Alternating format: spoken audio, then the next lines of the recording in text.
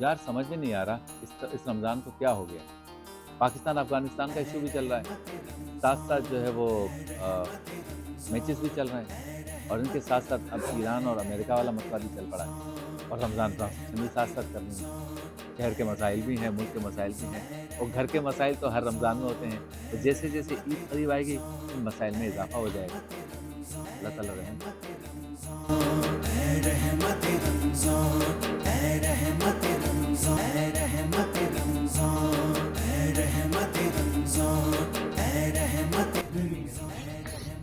बनने जा रहा है आज पिटा ब्रेड सैंडविच। तो तैयारी कर रहे हैं शेख अफर। अस्सलाम वालेकुम। वालेकुम सलाम। पिटा ब्रेड जो है ना वो मुझे बहुत पसंद है। ये देखिए इसको कहते हैं मेरे पास, इसी को कहते हैं। बिल्कुल। अच्छा, इसमें रोटी का स्टाइल भी होता है और एक ब्रेड भी आती है बाकायदा अरब ममालिक में, लेकिन पिटा ब्रेड शायद इसी को कहते हैं। तो अरबों में दो तरह की, अरब रेस्टोरेंट में दो तरह की रोटी अगर इस्तेमाल हम होती है। अरब की बात करें तो इसको खुब्स का कहते हैं। खुब्स, हाँ। माशाअल्लाह। देख ये देखिए और ये तैयारी हो रही है, आपको इंशाल्लाह करनी है।